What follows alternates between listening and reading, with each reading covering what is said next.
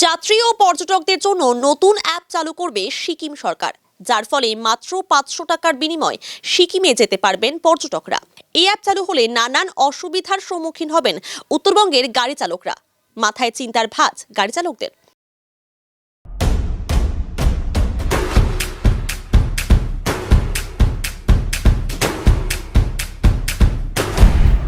Stay tuned. 500 টাকার বিনিময়ে বিলাসবহুল গাড়িতে করে পর্যটকদের সিকিমে যাওয়ার সুবিধে দিতে চলেছে সিকিম সরকার। এর জন্য একটি অ্যাপও চালু করা হবে। এই বিষয়ে এনজিপি স্টেশনের ট্যাক্সি চালক অ্যাসোসিয়েশনের সভাপতি উদয় সাহা জানান, আমার নাম উদয় সাহা, আমি এনজিপি ট্যাক্সি স্ট্যান্ডের কার্যনির্বাহী সভাপতি। 500 টাকা করে আমরাও এখান থেকে শেয়ার বেসিস যাচ্ছি আমাদের গাড়িগুলোতে। আর ওরাও শুনলাম আর কি, জানি না, এরকম একটা কানে শোনা গেল যে ওরাও 500 টাকা করে বলে গাড়ি চালাবে, শিলিগুড়ির থেকে 500 টাকা করে নিয়ে যাবে, 500 টাকা করে নিয়ে আসবে। আমরাও এখান থেকে টাটা সুমোতে 500 টাকা করে নিয়ে যাই, 500 টাকা করে নিয়ে আসি। ওরা শুনলাম যে 31 তারিখ থেকে চালানোর কথা ছিল, জানুয়ারির 31 তারিখ থেকে, যে 500 টাকা করে লাক্সারি গাড়িতে নিয়ে যাবে। তো আমার বক্তব্য হচ্ছে 500 টাকা করে নিয়ে যাবে, ঠিক আছে। আর নিয়ে যাওয়ার পরে যে ট্যুরিস্টগুলোকে ওখানে ছাঙ্গু লেক, বাবা মন্দির, ওখানে 12,000, 13,000, 15,000, 20,000 টাকা করে যে ট্যুরিস্টদের ঘোরাচ্ছে, এটা কি ধরনের ওদের দ্বিচারিতা? আগে ওগুলোকেও ঠিক করুক। আর আমাদের সরকার যেটা চালাচ্ছে, সরকারে আমরা এখানে যাত্রী সাথীর অ্যাপে চলি। আমাদের পশ্চিমবঙ্গ রাজ্য সরকারের যে অ্যাপ আছে, সেই অ্যাপের মাধ্যমে আমরা যাই। সরকার নির্ধারিত ভাড়া, আমরা বাইরে থেকে কোনো ভাড়া যাই না। মানে এখান থেকে 500 টাকা নিয়ে ওখানে চড়া দাম তোলা হচ্ছে যাত্রীদের থেকে। আমাদের এখান থেকে 500 টাকা করে নিয়ে যাচ্ছি। আমাদের তো ওখানে সাইট সিন করতে দেয় না। ওরা আসার পরে এখানে সাইট সিন করতে পারে, আমরা ওখান থেকে করতে পারি না। আমাদের করলে পরে আমাদের ড্রাইভারদের, চালকদের মারধর করে, গাড়ি ভাঙচুর করে দেয়। কিন্তু ওরা এখানে আসার পরে এখানে বেঙ্গল সাফারি, লামাহাটা, তাকদা, মিরিক, মানেভঞ্জন সবই ঘুরতে পারে। কিন্তু আমরা কোথাও ঘুরতে পারি না। এই বিষয়ে ওদের সঙ্গে আলোচনা করা হলে ওরা আমাদের একদম মুখের উপরে না করে দিয়েছে, আমরা ঘুরতে দিব না। বেঙ্গল নম্বর গাড়ি দিয়ে এখানে কোনো সাইট সিন করতে পারবে না। আমরা যদি আমার বাড়ির লোকও নিয়ে যাই বা আমাদের ধরেন মা বাবাকে নিয়ে ঘুরতে যাই, তাও আমাদের ঘুরতে দিতে না। ওদের এটা দাদাগিরি করতে দিবে না। ওদের ওখানকার যে ইউনিয়ন আছে তারা ওখান থেকে চলতে দিবে না। এই ব্যাপারে আলোচনা করব, ঊর্ধ্বতন কর্তৃপক্ষকে জানানো হয়েছে ব্যাপারটা। আমরা আরটিওর সঙ্গে বসবো এর মধ্যে, যে এই ব্যাপারটা যদি হয় তাহলে আমরা তো না খেয়ে মরে যাব। আর 3500 টাকা করে যদি ওরা 7 সিটের গাড়িতে 3500 টাকা করে, 500 টাকা করে হলে পরে 3500 টাকা করে হয়। 2500 টাকার তেল লাগবে। সেই ক্ষেত্রে ইনস্টলমেন্ট দিয়ে আমাদের পক্ষে তো চালানো সম্ভব না। আমাদের 500 টাকা করেই ভাড়া। গ্যাংটকে আমাদেরও 500 টাকা করেই ভাড়া, শেয়ার বেসিস। টাটা সুমোতে 10 জন নিয়ে যাই, লাক্সারি শুনলাম লাক্সারি গাড়িতে নিয়ে যাবে, শুনলাম এই ব্যাপারটা। আর আমাদের পশ্চিমবঙ্গ সরকারের লাইসেন্স, যা রাজ্য সরকারের লাইসেন্সে ওখানে চালাতে পারে না। এটা কোন ধরনের নীতি আমি জানি না। আমি জানি যে ভারতবর্ষের ইন্ডিয়ান গভর্নমেন্টের লাইসেন্স। আজকে পশ্চিমবঙ্গ রাজ্য সরকার যদি লাইসেন্স দেয়, সেই লাইসেন্সে তো আমি দিল্লিতেও গাড়ি চালাতে পারবো, আমি তো মহারাষ্ট্রেও গাড়ি চালাতে পারবো। সেটা আমরা গ্যাংটকে পারছি না কেন? এটা একটু বিষয়টা আপনাদের তুলে ধরা উচিত। আমাদের দেখুন, আমাদের তো ছোট গাড়ি আছে, যারা বড় গাড়ি নিয়ে যায় 500 টাকা করে ওরা শেয়ারে নিয়ে যায়। 9 জনকে নিয়ে যায় টাটা সুমোতে 500 টাকা করে নিয়ে যায় এবং 500 টাকা করে নিয়ে আসে। কিন্তু ওরা দিয়েছে লাক্সারি গাড়ি। ওরা লাক্সারি গাড়ি বলতে ইনোভা, ক্রিস্টা এগুলো দিয়েছে, 500 টাকায় নিয়ে যাচ্ছে, 500 টাকায় নিয়ে আসছে। কিন্তু আমাদের এখান থেকে যদি আমাদের ইনোভা 500 টাকা করে নিয়ে যায়, আমাদের তাহলে ইনস্টলমেন্ট ভরার মতো ক্ষমতা থাকবে না, কারণ আমরা পারবো না। আর ওখানকার যে গাড়িগুলো আছে, ওখানকার গাড়িগুলো এখানে এসে 500 টাকা করে নিয়ে যাচ্ছে, 500 টাকা করে নিয়ে যাচ্ছে।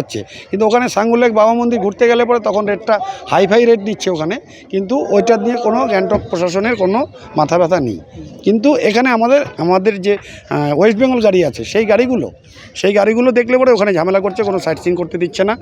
বাংলা, নামচি, চারধাম আমাদের গিয়ে স্ট্যান্ডে স্টপ করে দিচ্ছে, গ্যাংটক গিয়ে স্ট্যান্ডে স্টপ করে দিচ্ছে। আমরা আর ওখান থেকে কোনো সাইট সিন করতে পারছি না। অন্যদিকে সিকিমের গাড়ি চালকরা জানান, এই বিষয়ে এখনো পর্যন্ত আমরা কিছু জানি না। তবে পশ্চিমবঙ্গ সরকারের যাত্রী সাথী অ্যাপের মতোই সিকিম সরকার একটি অ্যাপ বের করতে চলেছে। ऐसा हम लोग को ऐसा अभी तक कोई डिसीजन हम लोग नहीं सुना भी है। इतना हम लोग तो सिक्किम से, अभी मैं वहीं से आया हूँ, लेकिन अभी तक तो उसका कुछ उधर तो कुछ नहीं है। आप लोग का शायद एक तो ऐप्स खोला है ऐसे यहाँ जो बंगाल में यात्री परिवहन है, वैसा हम लोग का खुल सकता है, लेकिन इतना अनिवार्य लेने का ज़रूरत भी ऐसा अभी तक नहीं बोला है हम लोग को।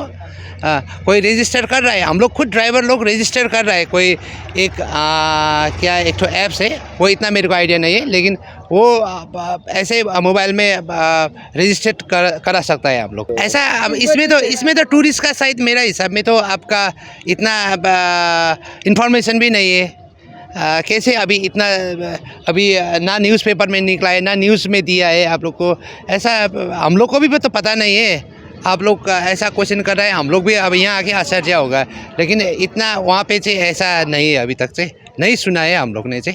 এই বিষয়ে Himalayan hospitality and tourism development নেটওয়ার্কের সাধারণ সম্পাদক সম্রাট সান্যাল জানান, যদি সিকিম সরকার আন্তঃরাজ্য কোনো অ্যাপ চালু করার কথা ভেবে থাকে তাহলে আগে দুই সরকারের আলোচনা করা উচিত। এই বিষয়ে সিকিম সরকার ও পশ্চিমবঙ্গ সরকারের সঙ্গে আলোচনা করে সিদ্ধান্ত নিলে ভালো হবে। তবে অ্যাপটি চালু হলে উত্তরবঙ্গের গাড়ি চালকদের ক্ষয়ক্ষতি হবে বলে জানান তিনি। তার সঙ্গে বসে ডিসিশন যৌথভাবে নেওয়া উচিত।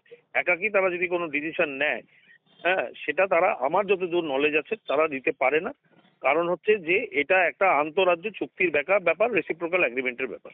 না, তারা বলছে যে তারা বিলাসবহুল গাড়ি দেবে, কিন্তু অপরদিকে উত্তরবঙ্গের চালকরা বলছে বিলাসবহুল যদি গাড়ি দেয় তাহলে অন্তর্পক্ষে ন্যূনতম ভাড়া হচ্ছে 7 থেকে 8,000 টাকা, সেখানে মাত্র 1,000 টাকা বিনিময়ে তারা যাতায়াত করতে পারবেন। দেখুন কি করবেন না করবে সিকিম সরকার যেটাই করুক এই অ্যাপ জড়িত সার্ভিসের ক্ষেত্রে, এতটুকু আমার যতটুকু অল্প জ্ঞান আছে তার একটা আলাদা নিয়মাবলী আছে, তার একটা নিয়ম আছে যেটা আমাদের কেন্দ্র সরকার ঠিক করে দেয়। সেই অ্যাপ জড়িত গাড়ির যদি কোনো রকম কোনো আন্তঃরাজ্য কোনো গাড়ি চলে, সেক্ষেত্রে আমার মনে হয় দুটো রাজ্যের রেসিপ্রোকাল এগ্রিমেন্টে এটা মেনশন হওয়া দরকার। আমি যতদূর জানি বা আমার এই ব্যাপারে হয়তো মন্তব্য করা ঠিক নয়, কিন্তু আমার মনে হয় আমাদের পশ্চিমবঙ্গ রাজ্য সরকারের সঙ্গে বসে সিকিম সরকারকে যদি কোনো আন্তঃরাজ্য পরিষেবা এরকম চালায়, কিছু করার আগে আমাদের রাজ্যের ট্রান্সপোর্ট ডিপার্টমেন্টের সঙ্গে বসে রাজ্য সরকারের সঙ্গে বসে তাদের যৌথভাবে তাদের ডিসিশন। পর্যটকরা জানান, অ্যাপের বিষয়টি নিয়ে জানা নেই, তবে অ্যাপ চালু হলে অনেকটাই সুবিধে হবে। গাড়ির জন্য আর দর কষাকষি করতে হবে না, সহজেই ক্যাব বুক করে নির্ধারিত গন্তব্যে পৌঁছে যাওয়া যাবে। আমার নাম নবেন্দু সেন। এটা তো খুবই ভালো ইনিশিয়েটিভ, এখনও পর্যন্ত শুনিনি, এলে অবশ্যই ইউজ করব। খুবই সুবিধাজনক, যারা দুজন আসবে একজন আসবে তাদের জন্য খুবই সুবিধাজনক।